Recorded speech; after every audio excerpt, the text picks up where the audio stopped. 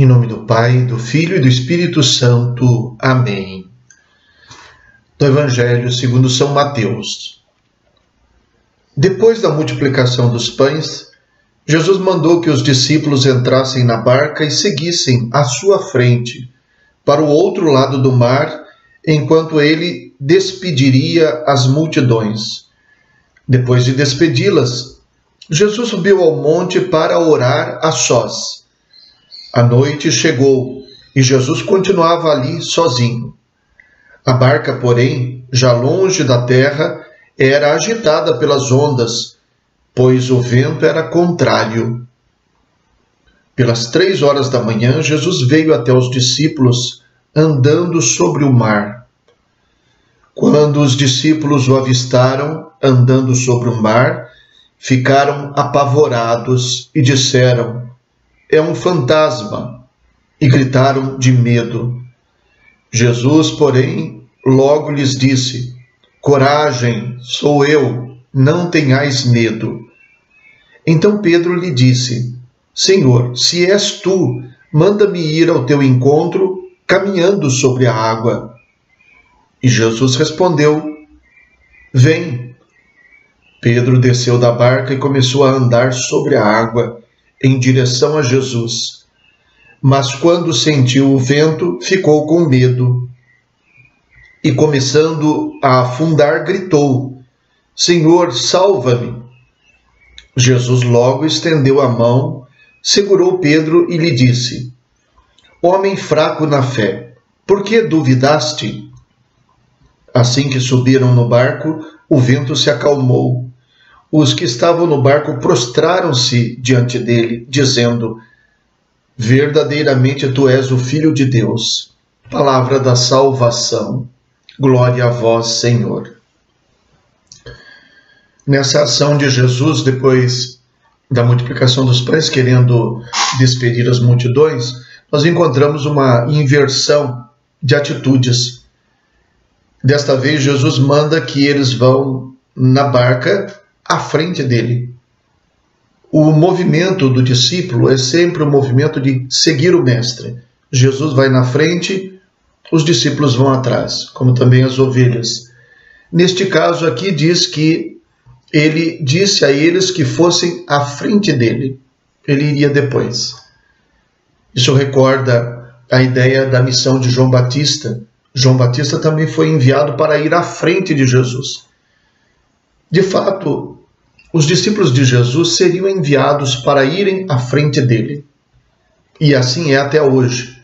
Embora nós sejamos discípulos, sejamos ovelhas e sejamos chamados para seguir Jesus, por outro lado, ele nos envia para irmos à frente dele, para sermos também nós os protagonistas da missão, ou os continuadores da sua mesma missão.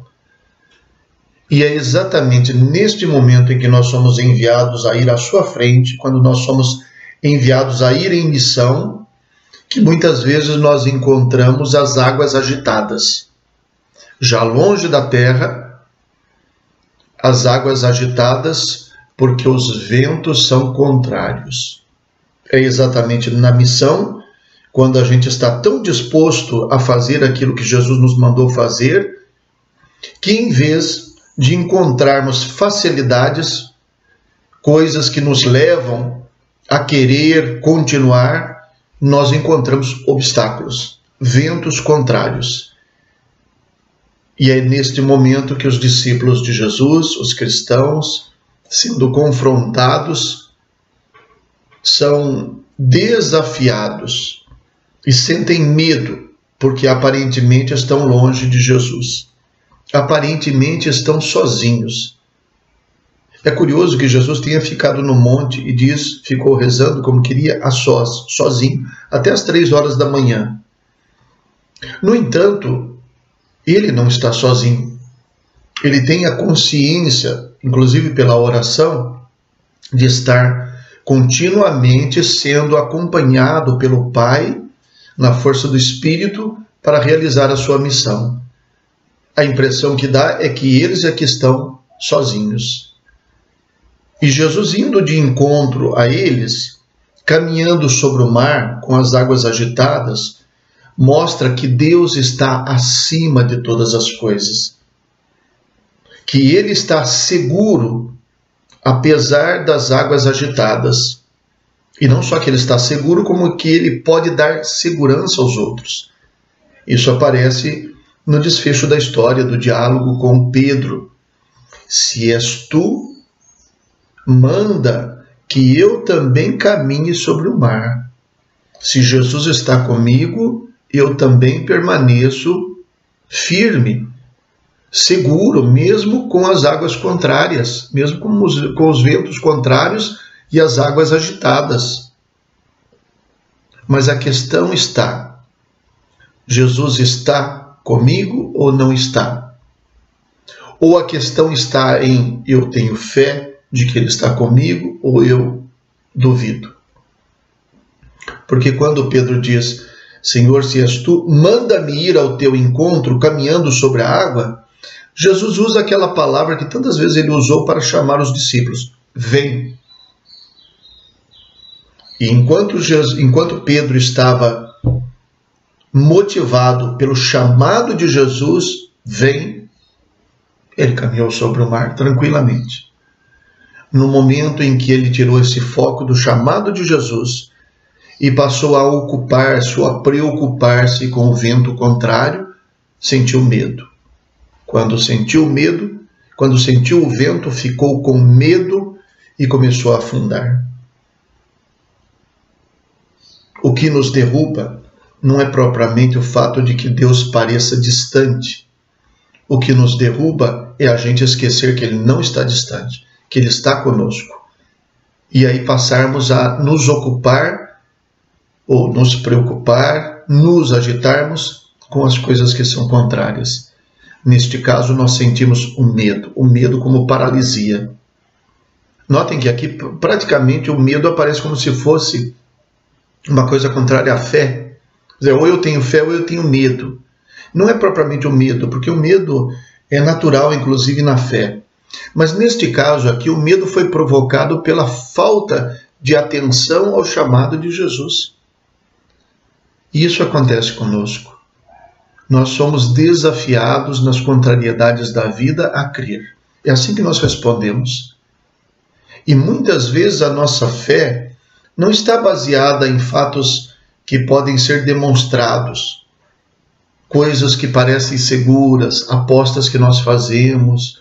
Muitas vezes a nossa fé está única e exclusivamente baseada na confiança de que Deus está conosco. E é assim que, embora nós sejamos tão pequenos, no meio de um mar tão agitado, com ventos tão contrários, onde a barca ameaça afundar, que é o seguimento de Jesus, nós somos capazes não só de estarmos seguros na barca, como somos capazes até de caminhar sobre os problemas. É possível eu estar vivendo essa situação de contrariedades, tribulações, e aqui interiormente eu estar caminhando sobre as águas, estar firme ali, não pela minha própria força, mas pela força da minha fé. Rezemos. Deus eterno e todo-poderoso, a quem ousamos chamar de Pai, dai-nos cada vez mais um coração de filhos, para alcançarmos um dia a herança que prometestes. Por nosso Senhor Jesus Cristo, vosso Filho, na unidade do Espírito Santo. Amém. O Senhor esteja convosco. Ele está no meio de nós. Abençoe-vos o Deus Todo-Poderoso, Pai, Filho e Espírito Santo. Amém. Feliz Dia dos Pais. Fiquem com Deus.